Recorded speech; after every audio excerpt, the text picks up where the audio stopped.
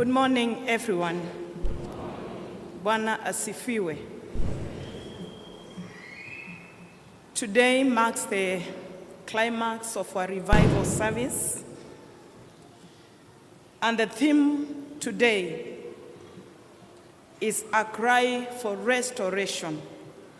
A cry for restoration.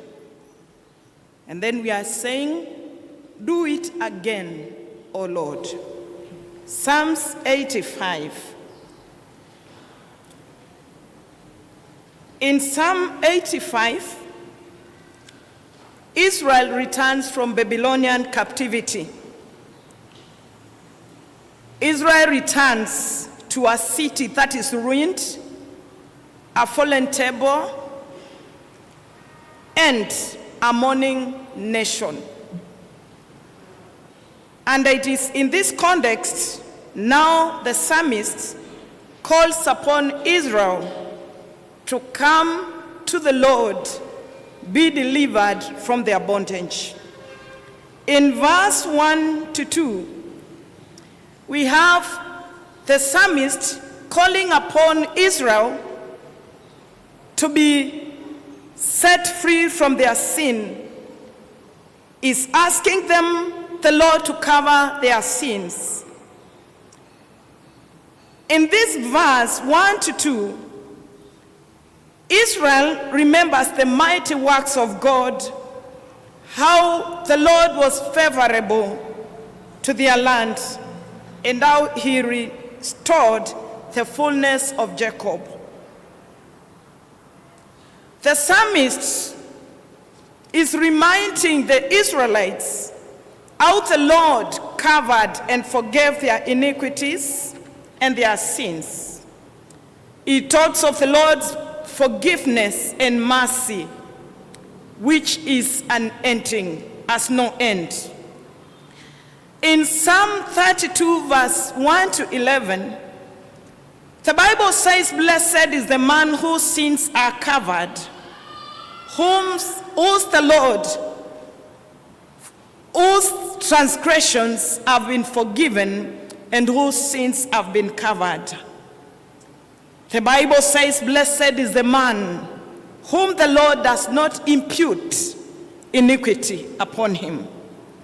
When we talk about sin, Israelites were pressed down by their sin and their iniquity, but the Lord of mercy came and took their sin away. In our text, the psalmist narrates the history of the mighty works of God. He states that since the Lord forgave their sins, he delivered them from iniquity and transgressions. He is loudly saying, since he did it one time, he can do it again. Bwana sifiwe. And that is our theme, that our God can do it again. In Deuteronomy chapter 5, verse 15, the word of the Lord reminds Israelites that they were once slaves in Egypt. And the word of God reminds them how they were delivered by an outstretched arm of the Lord. And he did this so that they should observe the Sabbath. The Lord performed great works and miracles. The psalmist is saying, how I remember the deeds of the Lord. Yes, I'll remember the wonders of old, and I will ponder the works of God and meditate on your deeds. Israel are reminded how the Lord led them with a pillar of cloud through the wilderness, and even provided manna. He satisfied them, and he gave their thirsty souls water to drink in the wilderness. Again, the psalmist is reminding and declaring to us and to the Israelites that the Lord can still do it again. Can we say the Lord can do it again? In Nehemiah, Nehemiah talks of the victories of God. How God gave Israelites victory over their enemies. He did that so that the covenant relationship of the Lord may be established. And he says that the generations are to witness of this goodness of God for 1,000 generations. How God established them, not by their mighty works. He drove out the nations away for their sake. My friend, God can still do it for you today. I believe it with all my heart that the same things God did for Israel, he can do it again. And that is why in our revival conference, we are saying God can do it again. That's our declaration this morning. The Bible says we have heard with our ears, O God, and our ancestors, our forefathers, tells us of your works of old. In the days of old, God himself drove our enemies out. The nations who afflicted us, they were able to be cast out by our God. These are the mighty works of God. The psalmist is reminding us that if God did it, he can still do it again. Yes, I am also declaring this morning it can happen again. The psalmist continues to remind us further of the victories of God. That in the past, everything that happened to the Israelites or in the lives of the Israelites, it was God's intervention, not the hand of the Israelites. He did it before. He can do it again. He restored before. He can restore your family. He did it. He can do it again. In Psalm 85, verse 3 to 4, we are told of how God drew away his wrath from Israel. How God turned his fierce anger. He did it for Israel. And David is asking us, if God restored Israel, the God, our Savior, will still do it again. He did it towards Israel.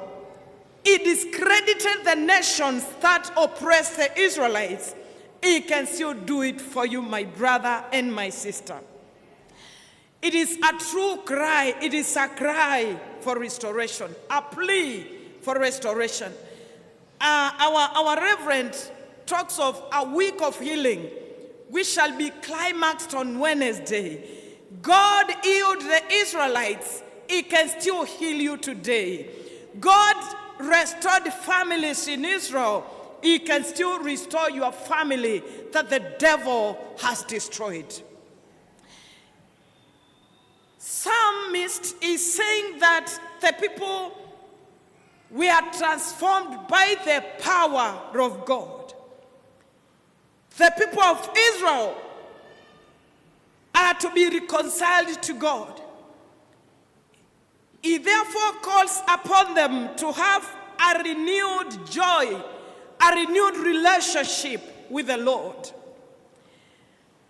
God demonstrated his love even to the unfaithful and the faithless generation. He calls upon his people to repent and turn to God.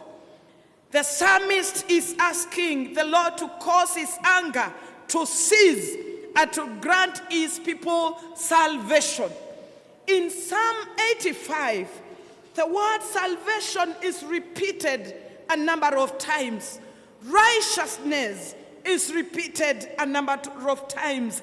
And therefore the psalmist is asking that the Lord may restore, may revive Israel, that the people may rejoice.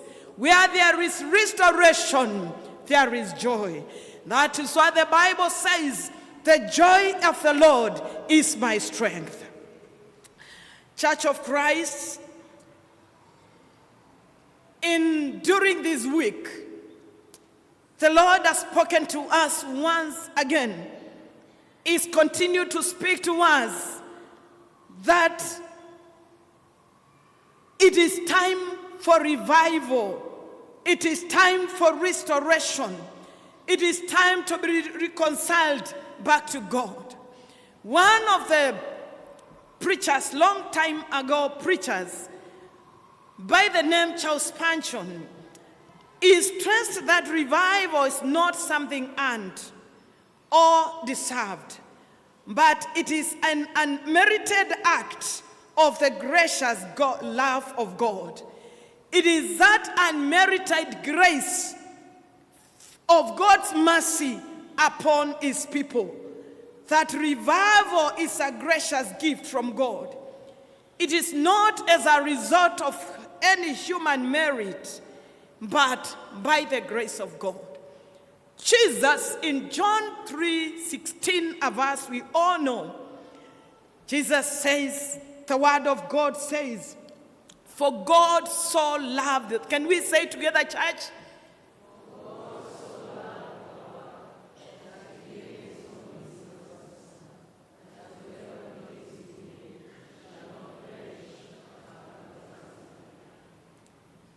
This is God's initiates it.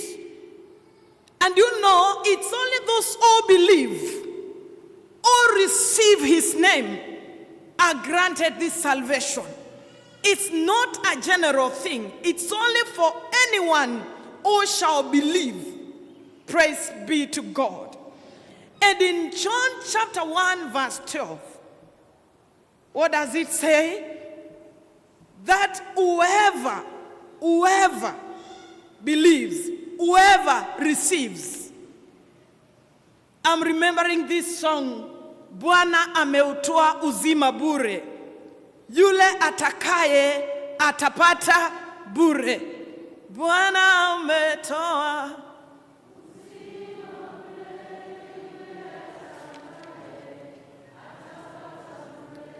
Bwana ametoa. It is freely given. It is freely given that whoever shall believe shall be saved. The Bible says, whoever shall call upon the name of the Lord shall be saved. I would like to give you a minute. I don't refute the fact that you are a very good Anglican member like me. The only difference between me and you is the ordination. But we are all Christians, members of the Anglican Church, and for sure, the cathedral. Please take a moment and think about your life. Have you ever at any given time thought about this grace of God, the grace of salvation? Have you ever been converted? Have you ever received this grace of salvation? This is exactly what the psalmist is praying. He's pleading for the mercies of God, that people may be revived, that they may experience the salvation of Christ, that they may turn to God and receive salvation. Please think about it seriously. Have I ever considered this love of God, the grace of salvation? Can I recall a day, a season, I've thought about my relationship with the Lord? Have I ever been reconciled? Besides being a Kama member, a mother's union, beautiful ladies, mother's union, And of course, a priest.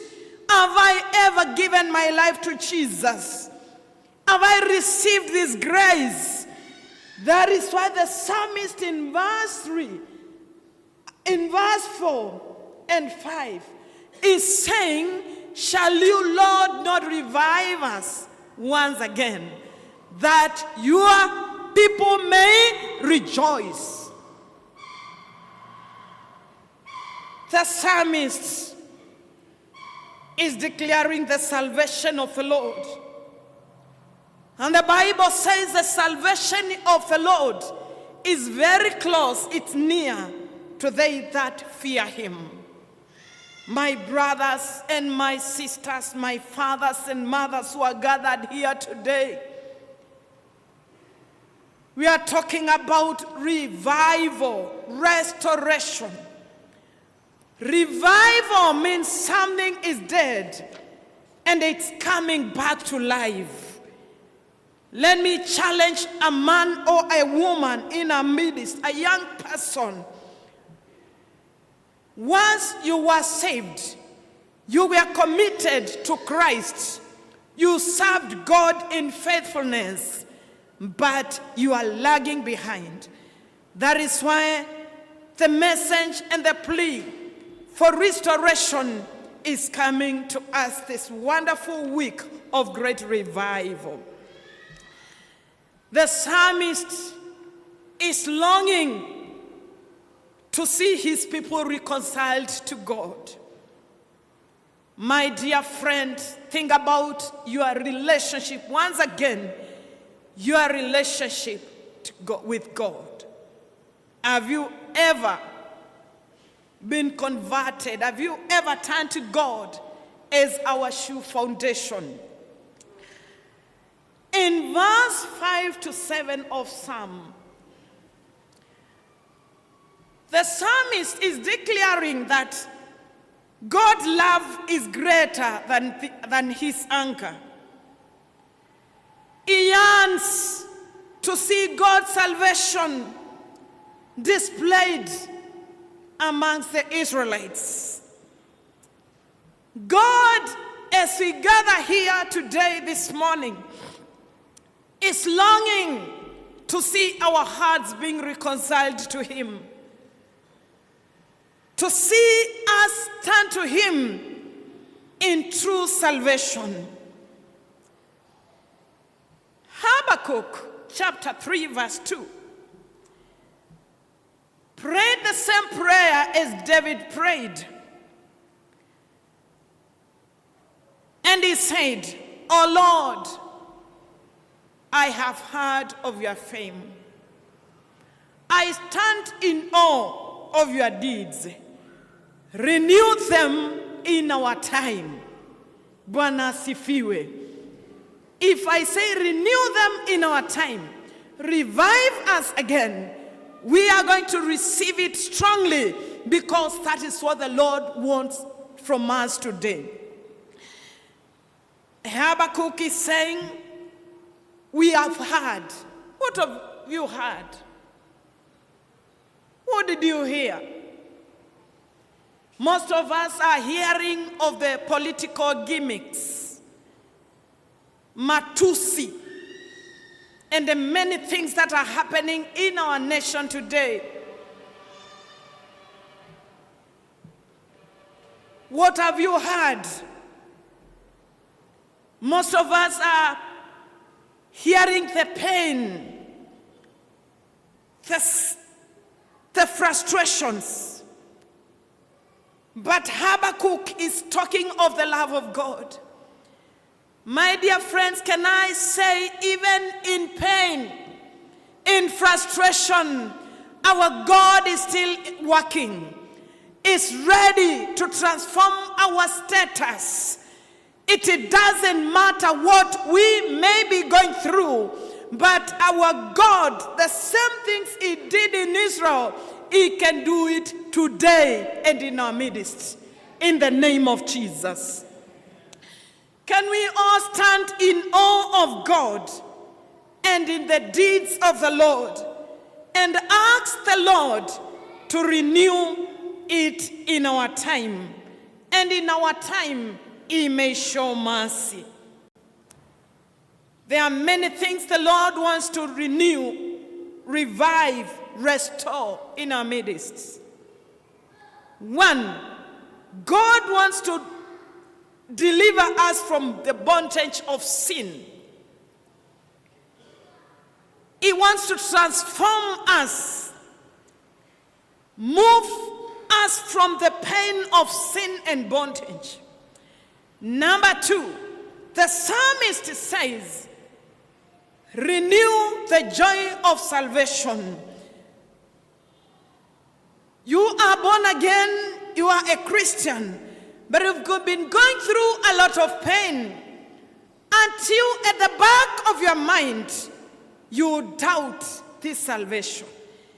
But can I bring good news to you today that the Lord wants to renew the joy of our salvation, that we shall rejoice in him. The Lord wants to renew, or rather restore, what the enemy has stolen from us, that we may rejoice. Church of Christ, as we conclude, I'm calling upon each one of us to ask the Lord to open our eyes, that we may see the goodness of the Lord in all our endeavors and in everything that we undertake, that the Lord God Almighty may renew us, may restore us, sin, iniquity, and transgression. This is the good news today, that our God is very present at the time of need, and the day is today. Can we sing, what can wash away my stain? Nothing but the blood of Christ.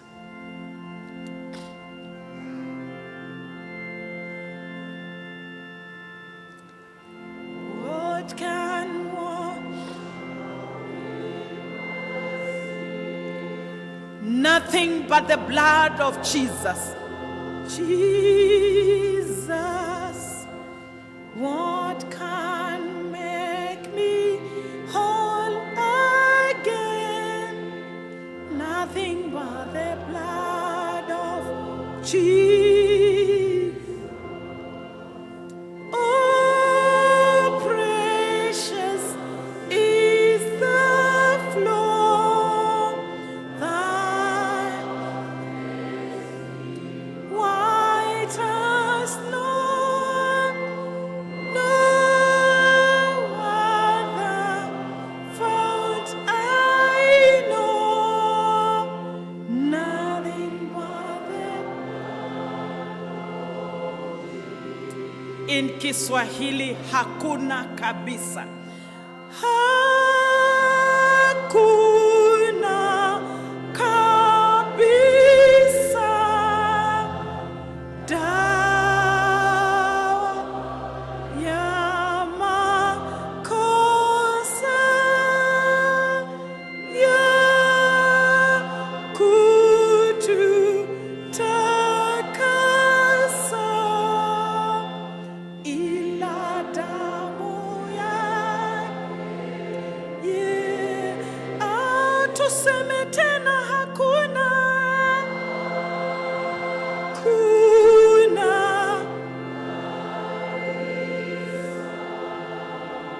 dawa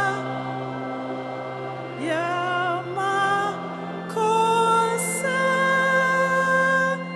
ya